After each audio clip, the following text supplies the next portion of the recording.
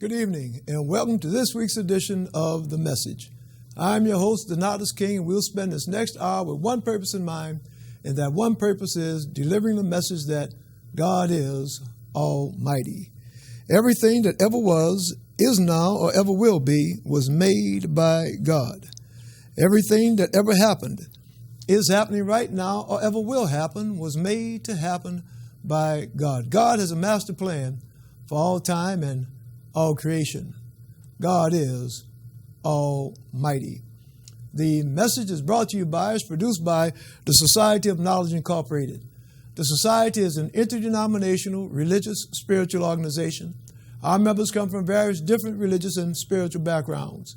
We have various different religious and spiritual beliefs.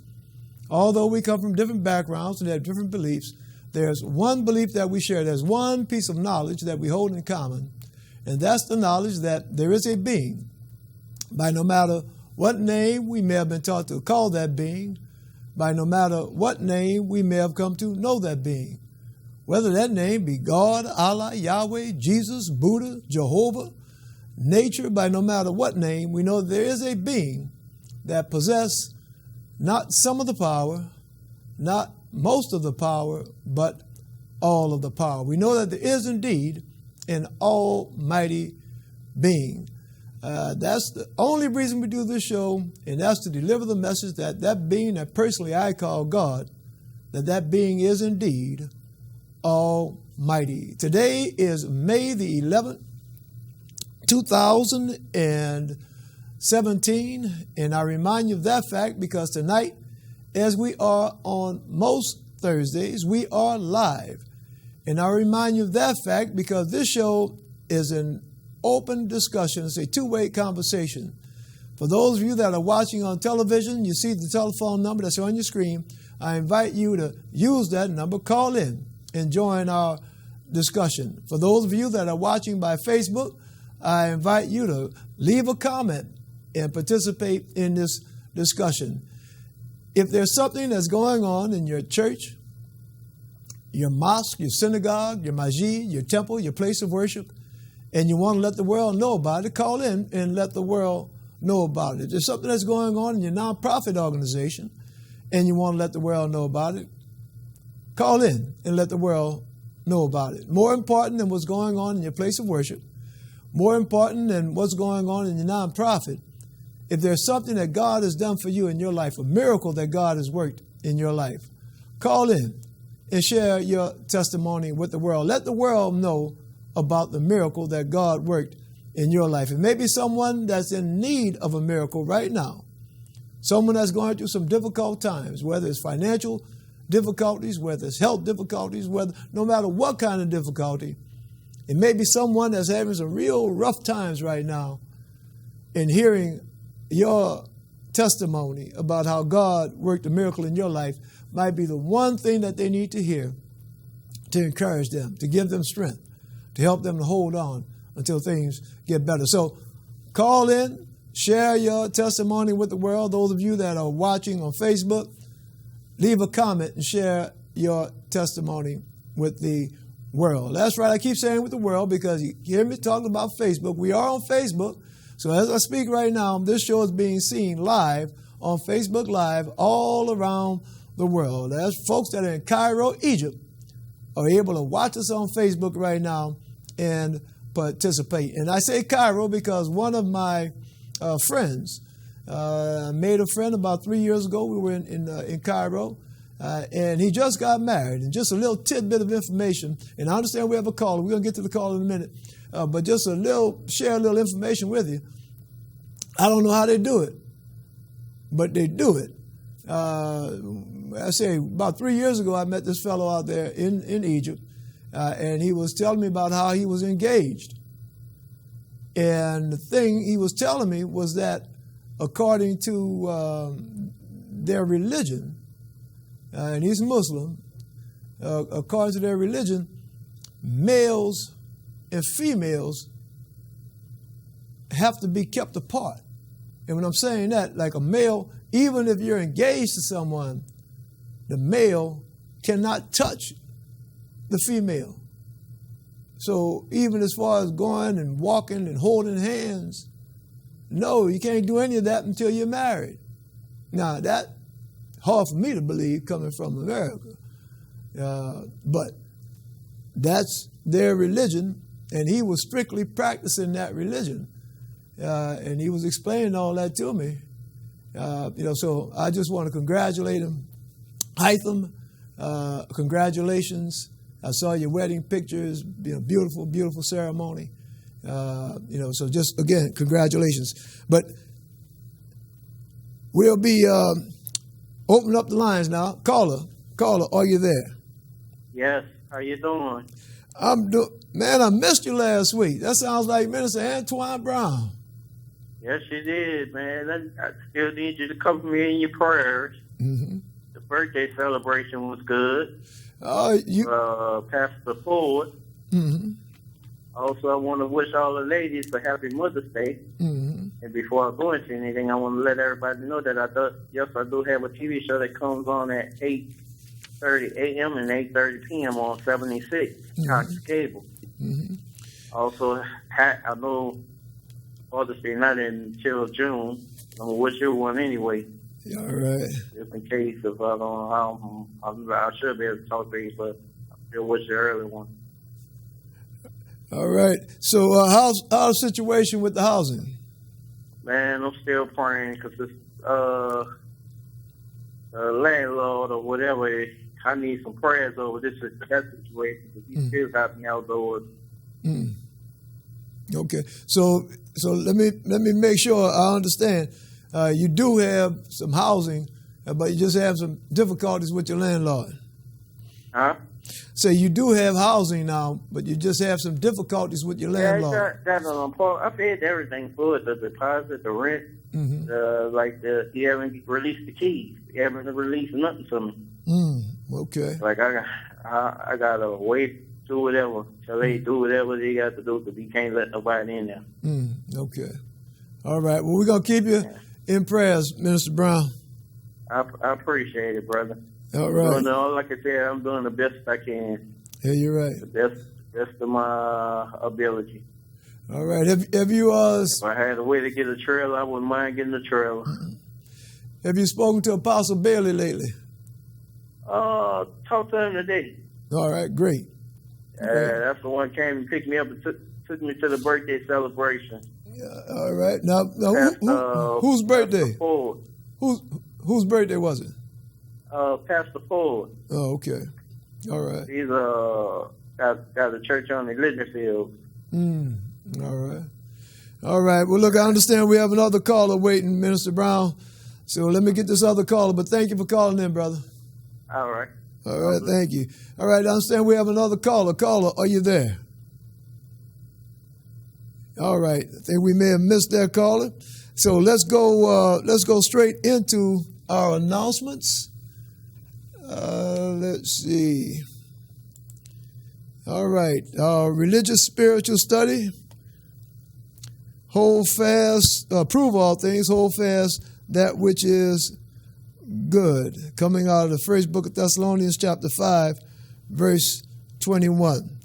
Okay, let's see. Our words of inspiration tonight will come out of the book of Genesis, chapter 44, starting in verse 5. And I do understand that those of you that are watching by Facebook, still, as far as the screen, there's some glare on the screen. But, we're going to work to correct that, to rectify that. Let's see.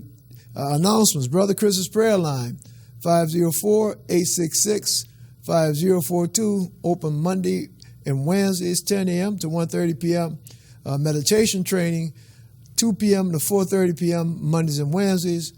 Brother Chris's Cope line, Monday and Wednesdays, 2 p.m. to 4:30 p.m. Bible study, Tuesdays, 4:30 p.m. And all of that is free. And again, the number 504-866-5042. And the suggested readings are Book of James, 1st and 2nd Kings, Paul, Hebrews, and Ephesians. Let's see, our main website, www.godisalmighty.org. I invite everybody to visit our main website. There are links to all of our social media outlets, our religious discussion blog, our Facebook, Twitter, Instagram, YouTube. So visit our main website and there are links to all of those. You just heard Minister Antoine Brown call in. Minister Antoine Brown also operates a prayer line. And the call-in number for his prayer line is 225-397-4964. And it is free. If you want to write a letter or a note to Minister Brown, his address is P.O. Box 94 in Violet, Louisiana, 70092. A shout out to the Peacekeepers of New Orleans. That's 504-723-3976. The Peacekeepers operate a beef hotline. And so if you know someone that's having some disputes here in the city, you can call the Peacekeepers and they'll come out and help mediate a peaceful resolution to whatever dispute might be going on. Renaissance One is hiring, and the number is 504-243-1901. And you can call that number between the hours of 8 a.m. and 4 p.m. Brother Chris called in and reminded me to remind all of our viewers to keep hydrated. Keep hydrated. Drink plenty of fluids. It's so easy to become dehydrated. The temperature is starting to warm up, and if you lose too many fluids, you become dehydrated. You could indeed jeopardize your health. Rock of Ages Ministries International, Apostle Ronnie Bailey. You heard me speaking with Minister Brown a minute ago about Apostle Bailey. You're doing some great work, not only here in the city of New Orleans, but also in Baton Rouge and the Lafayette area. Their main website, just go to www.ronniebailey.com, and there are links to all their videos and all. You can find out all the work that they're doing out in the community. St. John of Arc Catholic Church, 8321 Birch Street, here in the city of New Orleans. The services are Saturdays 4 p.m., Sundays 8 a.m., and 10 a.m. Call 311 between the hours of 8:30 to 4:30. Call that number if you're in the city of New Orleans. Call that number, and you can get a free smoke detector. They'll give you the detector for free, and they'll actually come out and install it for free. You can also register for hurricane evacuation assistance. Let's see what else we have here. We have any other? Okay, yes. The Zeta Phi Beta Sorority Incorporated, the Alpha Gamma Zeta chapter, is having its Buds and Blossoms annual tea. Buds and Blossoms annual tea. And that's going to be 3 p.m. Sunday, May 21, 2017, Dillard University Professional School Building, the Atrium. All right, let's see if we have any other. Yes. Again, Brother Chris reminded me to remind everyone that it's Happy Mother's Day. Happy Mother's Day. So all of you mothers out there,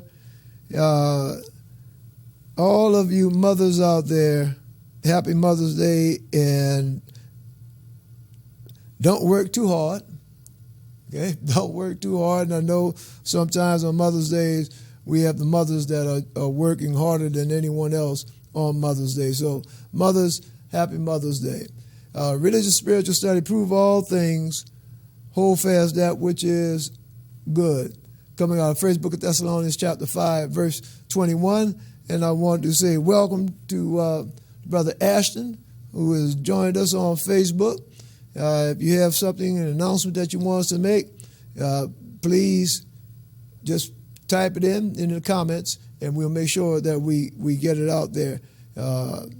And for those of you that are watching on Facebook, I tested it just now, sent the message out there, just randomly punching in letters, and it came out. That's a mistake, and as you see, I tried to correct it and put error, posted another message saying error. So that's what that was. All right. Let's see. Words of inspiration coming out of the book of Genesis, chapter 44, verse 5. All right. And is not this it in which my Lord drinketh, and whereby indeed he divineth? Ye have done evil in so doing. All right, so now let's just back up a minute. What this is, for those of you that just to bring us all up to speed, what's happened is that Jacob's children, his sons, have gone back to Egypt for the second time to purchase food. And they have just left Egypt. Okay, they got their food. Now they're going on their way back home.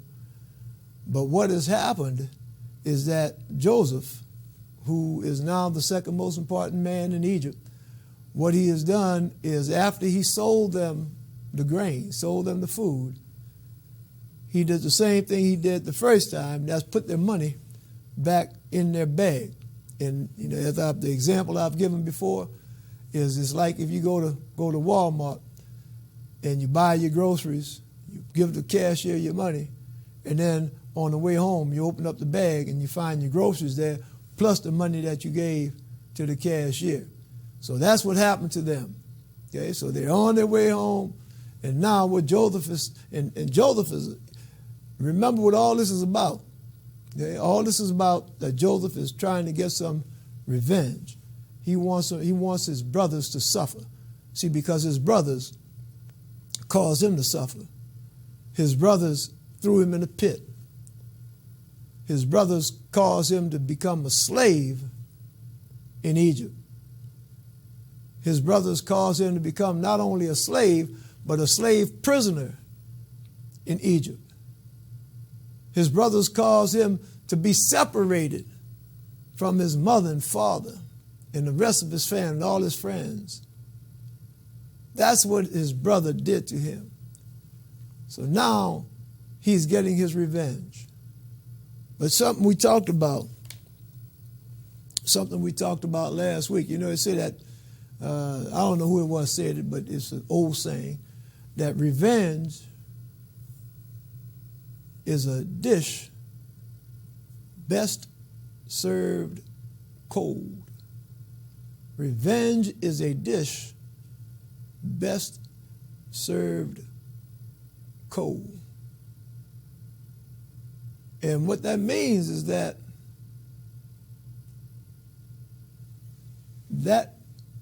action of getting revenge, sometimes it can be as deleterious, as detrimental to the person that's trying to get revenge as the person that they're putting revenge on. And remember last week, we read about how Joseph, when he saw his brother, when he came back the second time, how he got so full because he saw his baby brother. He got so full, so full of emotion. He wanted to go grab his brother and hug him and love on him because he hadn't seen him in so long. He missed him so much. But that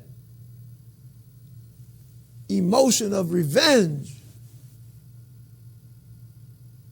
was so strong on Joseph that he couldn't let it show. See, because he's hiding the fact that he is indeed Joseph. He is indeed the brother of these folks that have come from Canaan to purchase food. See, he recognized them, but they didn't recognize him because he's become a grown man now. They hadn't seen him in so long. He's gone through all kinds of trials and tribulations. He's been married. He has children.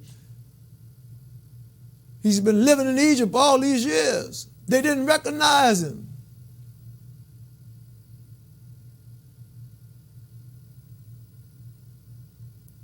And revenge is a dish best served cold. It tore Joseph up not to be able to go hug his brothers and show him how much he loved them and how much he missed them. And the scriptures we read last week, it said it hurt him so bad that he had to go to another room. And he broke down and cried. And last week we spoke about how in the year 2017, there's some of us that are going through that same thing right now. We have mamas not talking to daughters, brothers and sisters not talking to each other, family members just shutting each other out. And sometimes it goes on for so long that after a while they forget why it was they had the falling out in the first place. And how many funerals have you been to? And it's kind of a cliche now. You go to a funeral and folks will look to see who's the one that's acting out the most, who's falling all over the coffin, making all this noise. And they're having that reaction because when their mom or daddy or their brother or sister was living, they were feuding and weren't talking to each other. And now it's too late to make up. How many funerals have you been to? And you hear people talking about that. Oh, look how she clowning now. Falling out all over the place, making all this noise, and she ain't talked to her sister in 20 years. So what we're reading about? We're reading about, Ecclesiastes say nothing new under the sun. That's the book of Ecclesiastes say that. Nothing new under the sun. So we're reading about something that happened more than 2,000 years ago, where Joseph is caught up in this revenge. And what Joseph has done, see, Joseph is playing the trick on him. He's the one that told his men, look, go ahead, fill up their sacks, fill it up with the grain, and then put the money in the sack. And then you're going to go out after they left town, heading back to their own hometown, heading back to Canaan. You go find them and tell them, wait a minute, and look in their sacks and find their money and make them nervous. Make them nervous. And we talked about making nervous is the same analogy used in Walmart. Okay, the same analogy. All right, you go to Walmart, you buy your groceries, put the groceries in the bag, get a cashier the money, and now here you walking out the door, and you look in your bag, and your groceries in the bag, and your money's in the bag. Now you're going to start getting nervous. You're going to say, wait a minute. How this happened? I sure don't want security coming and grab me thinking that I'm in some kind of hookup with the cashier and trying to steal from Walmart. And that's what Joseph's brothers were going through. Whoa, wait a minute. How this money got back in our sack? That man gonna think that we done stole it? All right? But that's Joseph setting them up. All right, so that's what we're reading about now. And now we're in verse 6. And he overtook them. He spake unto them these same words. All right, so here Joseph's henchmen went and overtook his brothers. All right, and they said unto him, Wherefore said my Lord these words, God forbid that thy servants should do according to this thing. See, now look, this is what happened. See, the brothers know that the first time they went to Egypt, that humbug happened to them. They got home and found the money in the sack. And now, here it is, Joseph's henchman is coming and confronting them and saying, look, y'all did something evil. Y'all stole my master's money and stole his cup. And it wasn't just any old kind of cup. It was his divining cup. His cup that helped him to see and interpret dreams. So you really done messed up, you Hebrews. Here we've been trying to treat you good, selling you grain so that you could live. And look at this evil thing that you've done to us. And now the Hebrews, see, they haven't looked in their sack yet. They don't know that money is in there. They don't know that that cup is in there. And they said, oh, no, you got us wrong. We didn't do that. He said, God forbid that thy servants should do according to this thing. Behold, the money which we found in our sack's mouth, we brought again unto thee out of the land of Canaan.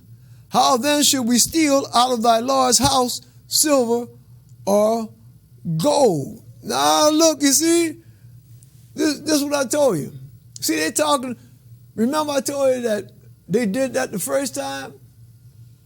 First time they came to buy some food, they got home and they found the money in there. And now they're saying, oh, look, man, look. Yeah, the first time that happened, yes, it did happen. I don't know how it happened, but when we got home, we found the money in our bag. But look what we did. We brought it back. Now, that goes to show you that we are honest. And no, we didn't do it again. No, we honest. We brought I don't know how it got in our bag the first time we came, but we brought it back to you. And we wouldn't do anything like that. Oh, no. No. But they're not finished yet. See, those Hebrews, they're not finished yet. Look, they're going to do some more explaining. Look what it says. It said, with whomsoever of thy servants it be found, both let him die, and we also will be my Lord's bondmen. All right, now see what I said? They had not looked in their sacks yet. They don't know that the money is in there, just like the henchman is saying. They don't know that. They don't know that Joseph's special cup that helps him divine things, they don't know that that's in their sack. And they're saying, oh, no.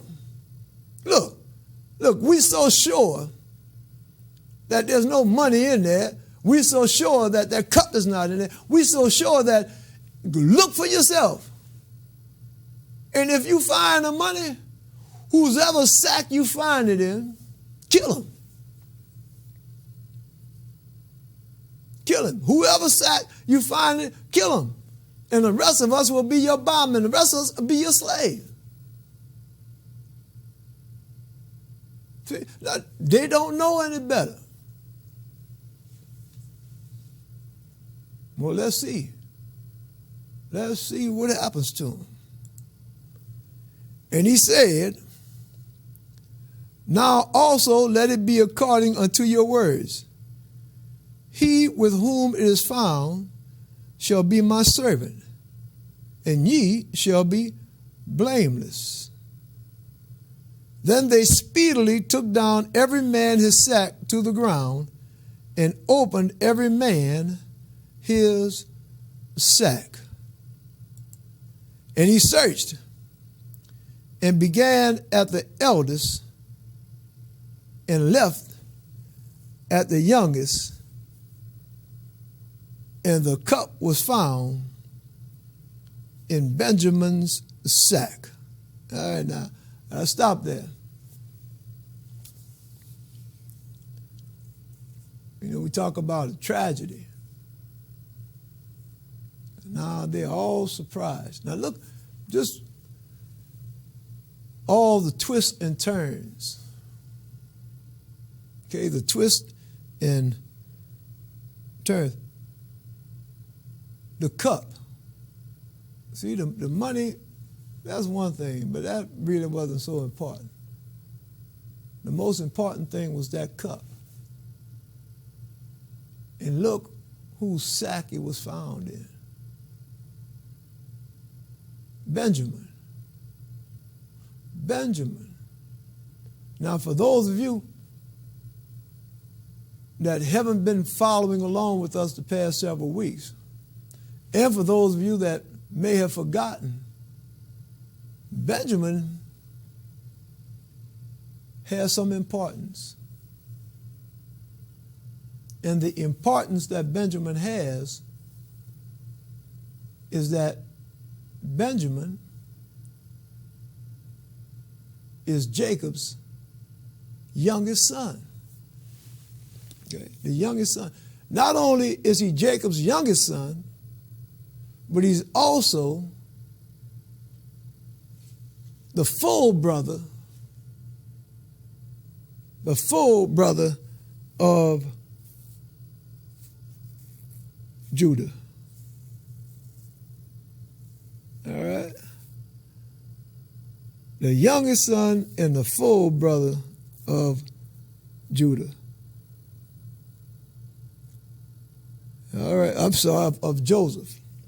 So Benjamin and Joseph, they are brothers, not only sons of Jacob, but also sons of Rachel.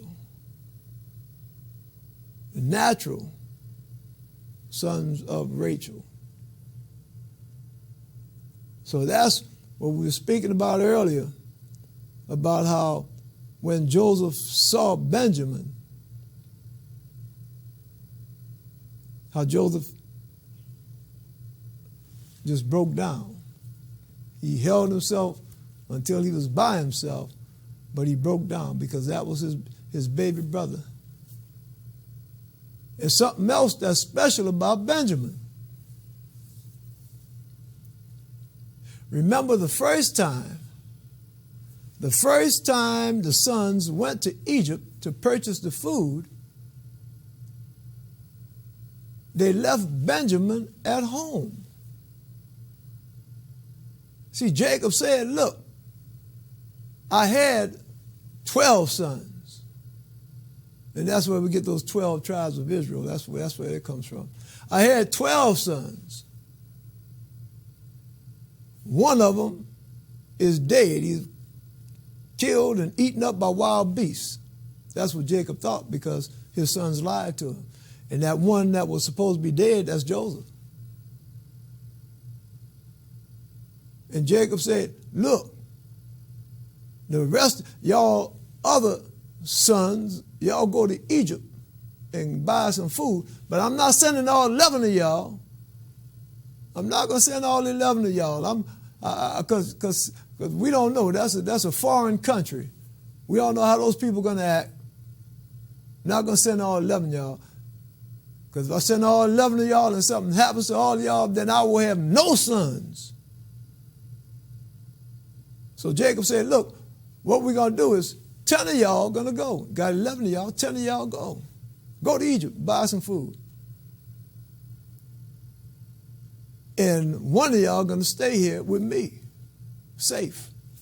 And that one that was safe, that was Benjamin, the baby boy. And then we read about how when those 10 went to Egypt the first time to buy the food, and Joseph said, look, I'm going to sell y'all this food, but I think y'all really are spies. So to play it safe, one of y'all going to stay here. The rest of y'all Now go back to Canaan and get your younger brother and bring him with y'all. And then I'm going to let the other brother go. And when Judah went back and told Jacob about all of this, and Jacob said, oh no, it's not going to happen. I'm not going to let all y'all go back to Egypt. Not going to do it. No. I'm not going to risk losing all of my sons. But the famine lasted so long, that finally Judah talked Jacob into letting all of them go back to Egypt. Letting all of them go back. So that's just goes to show you the importance of Benjamin, okay? The baby boy. And look how cruel, and I say cruel, look how cruel Joseph was. See, Joseph told his henchmen, told him, look, that cup, hide the cup in the sack of the baby boy. Hide that cup in the sack of the youngest one. Hide that cup in Benjamin's sack. See, and he did that because he knew the reaction of his brothers when they were found out. He knew how they were going to act. He knew that they didn't want anything to happen to any of them, but definitely didn't want anything bad to happen to the baby boy. And lo and behold, that's where they found the cup. Exactly where Joseph's henchmen had put it, in the baby boy's sack. And the scripture said, then they rent their clothes and laid it every man his ass and returned to the city. And Judah and his brethren came to Joseph's house, for he was yet there, and they fell before him on the ground. And Joseph said unto them, what deed is this that ye have done? Wot ye not that such a man as I can certainly divine? See, now here, I don't know if you've heard this old saying, but it's rubbing salt into the wound. You know, twisting a knife. See, Joseph knows they didn't steal his cup. Joseph knows that. Joseph knows that he's the one that caused that to happen. Joseph knows that. But see, remember what I told you about revenge? Joseph is looking for some revenge. And now he's digging it in. He has them scared. See, and back in those days, when to show sadness, one of the customs was to rent their clothes. And we just read that when they found out they rent their clothes, that doesn't mean they went and, rent, like you rent a car or something like that, or rent a house. No, rent meaning tear. You know what I'm saying? Sometimes you say they rent their clothes and put on sackcloth. To show how sad you are. Sackcloth and ashes. It's like we might as well be dead. Put on our burial clothes. That's how sad they were. Because they knew that their baby brother was in trouble. So now they're back at Joseph, and look what the scriptures, they don't, I talk all the time about the scripture writer not just putting extra words in there just to put extra words. No, it's a reason for all those words. And it said that Joseph was still at his house. See, when they came back, they went out on the road and ran them down and brought them back to the city and didn't bring them to the jail, didn't bring them to the public square, brought them to Joseph's house. Now I wonder what's up with this.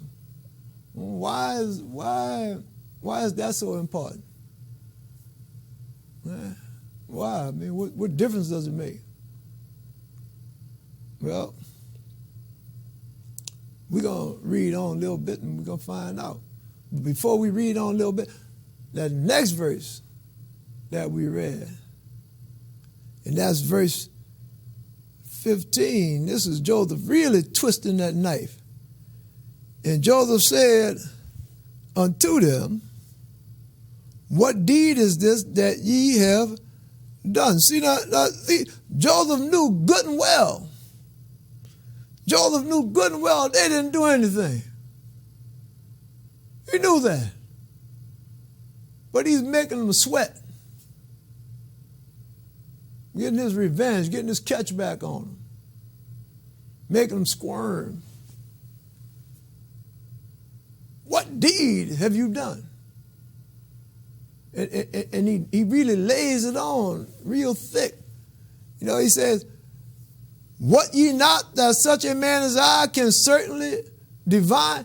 Don't you know? Don't you know that a man like me, that I can divine, I can understand, I know stuff.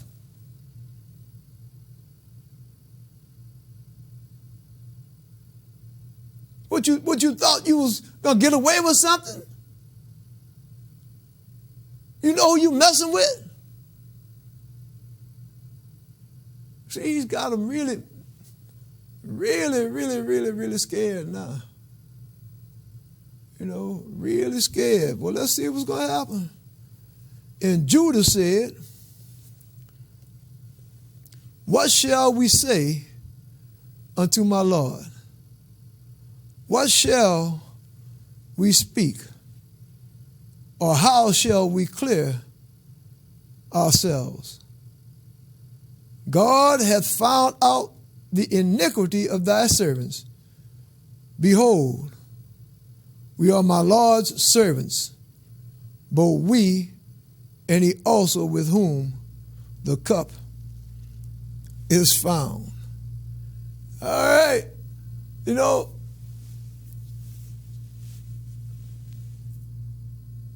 Sometimes we come into situations, even in the year 2017,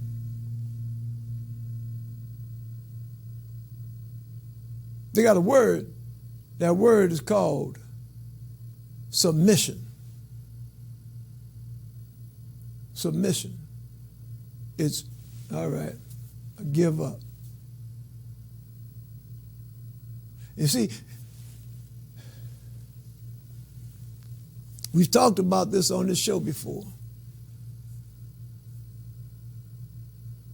At the beginning of every show, we say that God has a master plan for all time and all creation. God is almighty. See, sometimes in our lives, we might get to the point where we think we're in control. Yes. Sometimes in our lives, in the year 2017, we get to the point where we think that we are calling the shots. Let me share something with you now. Some of us that listen to our mom and daddy, listen to our pastor when we little kids. Our pastor tell us, look, you tithe every week. You come to church every Sunday. You say your prayers and you do this and you do that. And you're going to heaven. We hear our mamas and daddies as we're coming up saying, go to school, pay attention to the teacher, do your homework, get good grades, and you get a good job. We hear all that. And we do all that. Okay? Do just like our pastor tells us. Go to church, tithe regularly, say our prayers. Do everything the pastor tells us to do. We go to school. We pay attention to the teacher. We get good grades. We graduate from elementary school, graduate from high school, go to college. Graduate from college, get a degree. We might get 2 or 3 degrees.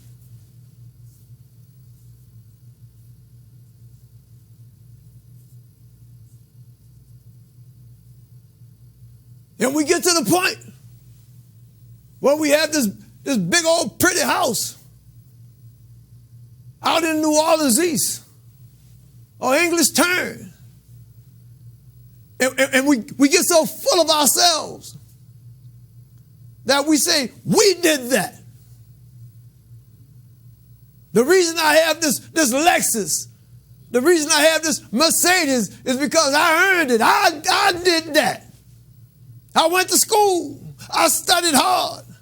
I got a good job. I earned that. I'm the one who did it. Nobody gave me nothing. Nobody.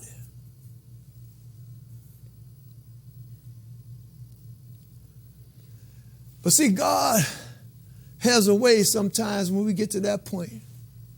God has a way of bringing us back to reality. God has a way of breaking us down. God has a way of bringing us to submission. You see, yes, you may have tithe regularly. Yes, you may have said your prayers. Yes, you may have gone to church every week, maybe 2, 3 times a week, or the Bible study, everything. You may have done all that. But wait a minute. I remember somewhere reading that it ain't your works that save you. Is what? Faith, through the grace of God. Wait a minute, now hold on. You might have that Mercedes.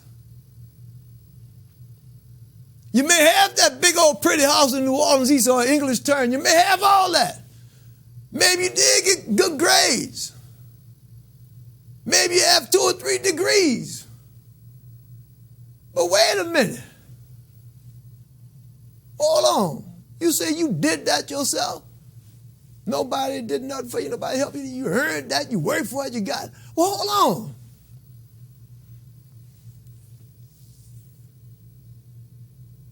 How many people had the same attitude that you did? Went to school, got good grades, got a good job, but then the company that they worked for 15 years start downsizing. And now they done lost their job. They still had those 2 or 3 degrees, but now they're unemployed. Yeah, they did the same thing you did. Went to school, studied hard, got those degrees, but now they're unemployed. How many folks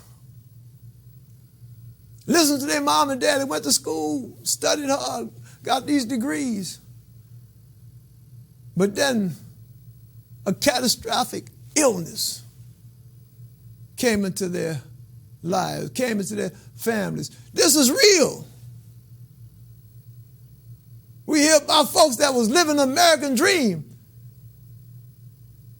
And then there's some illness, whether it's cancer, whether it's diabetes, well, whatever it is, that wiped out all their life savings. They went bankrupt. There goes that Mercedes.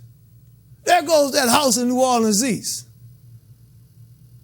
See, God got a way of being able to bring you to submission, realizing, look, one of the greatest examples that we have, one of the greatest examples that we have in the Bible, we have a few of them. Jesus Christ was one. As he hung on the cross. Even before he hung on the cross, when he's in the Garden of Gethsemane, his act of submission, nevertheless, not my will, but thy will be done. As he hung on the cross, my God, why hast thou forsaken me? And he gave up the ghost. Another great example in the Bible. This fellow that they say was the most righteous man on earth. Understand what I'm saying? The most righteous man. The scriptures don't say that he was a good man. No. Doesn't say that. The scriptures doesn't say that he was a pious man. The scriptures don't say that. The scriptures say that he was the most righteous man on earth. And those of you that don't know who I'm talking about, his name was Job. He was so righteous. He was so righteous that God and the devil had a conversation about him. Hey, come on now, get some understanding. Had a conversation about Job. You see, some of us that's riding around in a Mercedes, that's living out in the East in a big house, living in English Turn, it's because God has built a hedge around us.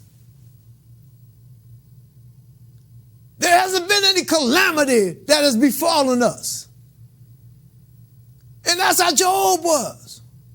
Job had all kinds of children, all kinds of riches. But he was so righteous. Look, Job was so righteous. He said so many prayers, gave so much money to the church. He was so righteous that he was the most righteous man on earth. And Satan told God, he said, yeah, you know why he's so righteous? He's so righteous because you done built a hedge around him. You ain't letting nothing bad happen to him. That's how come he's so righteous and praising you all the time and all that. But look. Satan say, look, you take that hedge away from around him. And let some bad stuff happen to him. And see how he's going to react. See if he's going to be so righteous. And we're getting close to the end of the show now, so I got to run on with this stuff. God did that. And lo and behold, it got to the point where Job lost his children, lost his health.